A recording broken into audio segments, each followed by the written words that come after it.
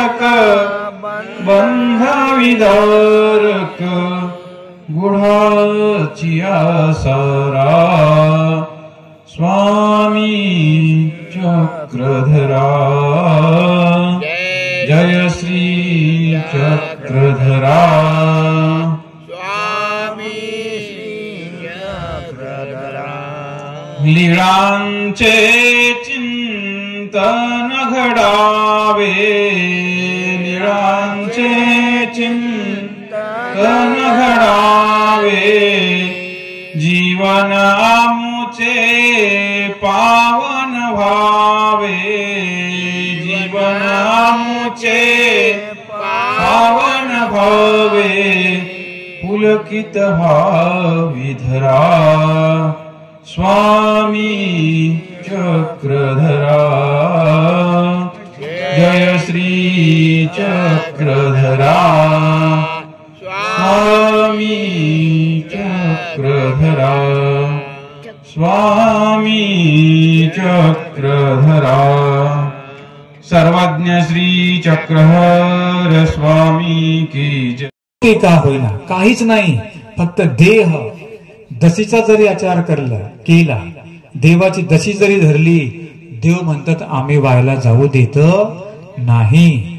पण सुद्धा जो वेश आहे ना याचा सुद्धा देवाला अभिमान असतो, लक्षामध्ये ठेवा.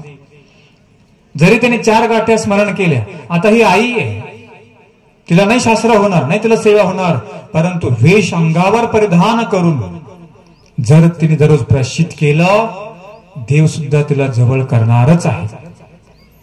नाही चांगल्यापणे जन्म देता आला, नाही चांगल्यापणे लवकर देव समजला, पण जेव्हा समजला तेव्हा खूप उशीर झाला, काही हरकत नाहीये. अहो देव आपला दयाळू एवढा आहे, म्हणून तुम्हाला सांगतो जरी छप्पणी गेली असेल तर काही हरकत नाही, कमीत कमी पुढचं तरी जाऊ देऊ नका. जो चतुर्विधला चिराय तो तरी बसला पाहिजे, कारण की देव कोणाचा आहे? अनुसरल्याचा देव आहे ना. का देव म्हटले मी पैशावाल्याचा आहे, मी संपत्तीवाल्याचा आहे? जर संपत्तीवाल्याचा असता राजे लोकांनी देवाला विकत घेतलं असतं, हो की नाही? काय राजे लोक कमी का?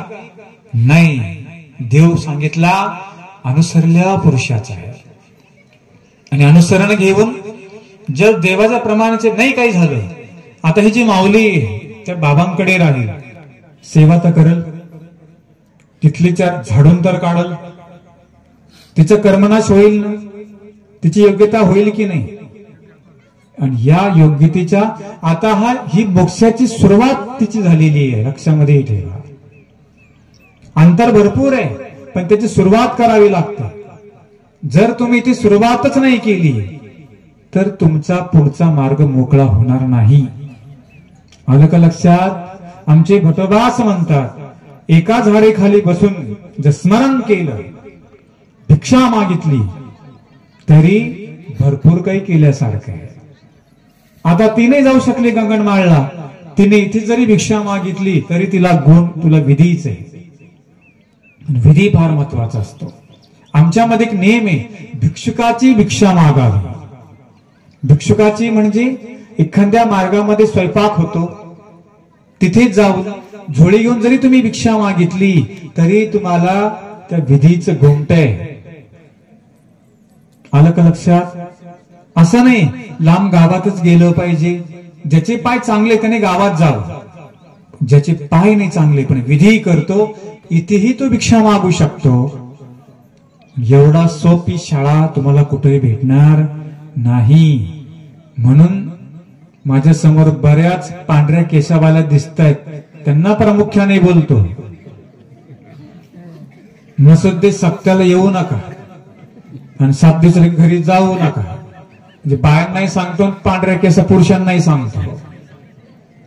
आता अलीकडे प्रकार आला म्हणा, मिशा काळ्या करून यायच्या, कळतच नाही कोण म्हातारीन कोण जवान येते. एवढे ती पार्लर आता आलेले, तेव्हा अभि तुम्ही जवान हो, म्हातारीच कळत नाही कोण इकडे. तर शहरामध्ये तर अजिबात काही कळत नाही. लक्षामध्ये ठेवा. म्हणून प्रपंच धरण्याची एक वेळ असते, आणि प्रपंच सोडण्याची एक वेळ असते. बरोबर आहे की नाही? म्हणून ज्या वेळेला आपला प्रपंच सोडायचा आहे, सुटलाच पाहिजे, कारण की परमेश्वर आपल्याशी वाट पाहत आहे. निढळावरती हात ठेवणी वाटची तू पाहासी, पण मी कडे वाढविल्या रे पापाच्या राशी, पण मी कडे वाढविल्या रे पापाच्या राशी. तिकडे काय होणार? पापच होणार. म्हणून अनुसरून तरी आपल्याला सेवा मात्र घडली पाहिजे. अंगावर वेश आला की त्याचा देवाला एक वेगळ्या प्रकारचा अभिमान असतो. इथे आमच्या परिवारातील आमच्या अमृते बाई आहेत, म्हणजे ते पंकज आणि श्याम, त्यांच्या मातोश्री त्या सुद्धा अमृते. परंतु तिथल्या काही परिवाराने, मग काही खामनेकर परिवारातल्यांनी पहिली सेवा केलीच, अनुसरूनही त्यांनी सेवा केलेली आहे. त्याचा विशेष लाभ आहे. सेवा करा. कधी याचा देवाला अभिमान असतो. राग द्वेष काम क्रोध हा झाला त्याग, संन्यास झाला. परंतु देवाच्या अधीन सुद्धा व्हावं लागतं. अधीन म्हणजे काय? परमेश्वराच्या विधीचं पालन करणे. तुम्ही जर म्हटले नाही आता घेतली दीक्षा, 2-4 दिवस राहू, पुन्हा पळू घरी, झाले का अधीन? नाही झाले. 2-4 दिवस झाले, दीक्षा घेतली, सुनबाईचा फोनच नाही आला घरी कधी येता म्हणून, चालेल का? अनुसरण होईल का?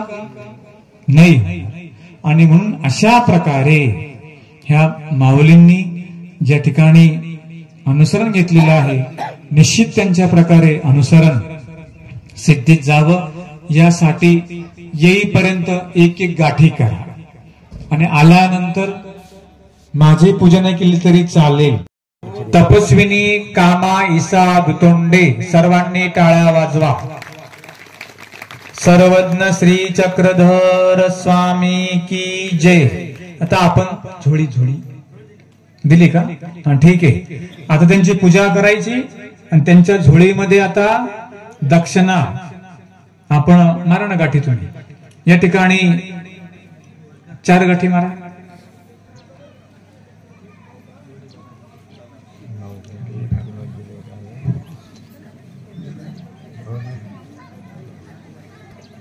दीक्षा पात्र बरं ठीक आहे, उद्या दिलं.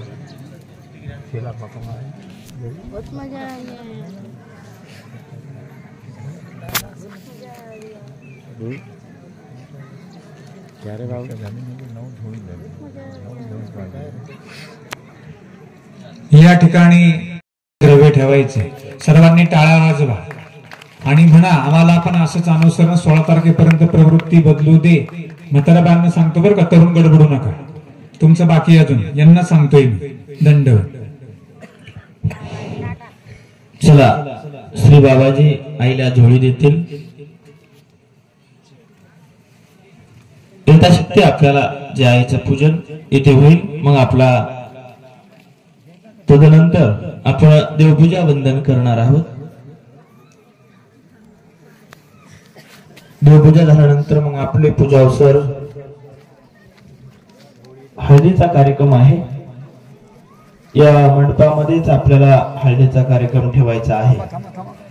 करा बाबाला लावू द्या. खूप सुंदर आपला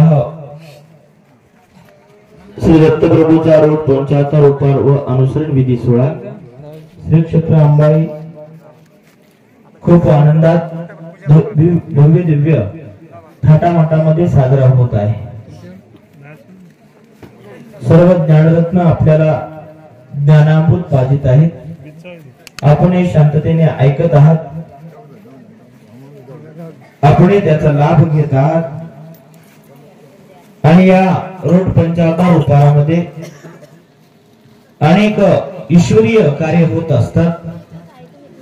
यामध्ये हे अनुसरण विधी सोहळा, उद्या एक अनुसरण विधी सोहळा आहे, तो म्हणजे पुरुष वर्ग आहे.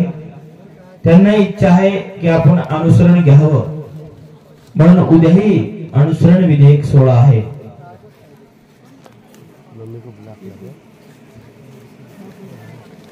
आता यानंतर येथे एक हळदीचा प्रोग्राम आहे, दीक्षा आहे. सोनू भीमराव धुमाळे परमपूजनीय आदरणीय सध्या प्रातस्मरणीय या संपूर्ण कार्यक्रमाचे आयोजक गोविंद बाबाजी दोतोंडे यांच्याजवळ असणारी, यांच्या सान्निध्यात असणारी अशी सोनू, तिचा इथे आता हळदीचा कार्यक्रम होणार आहे.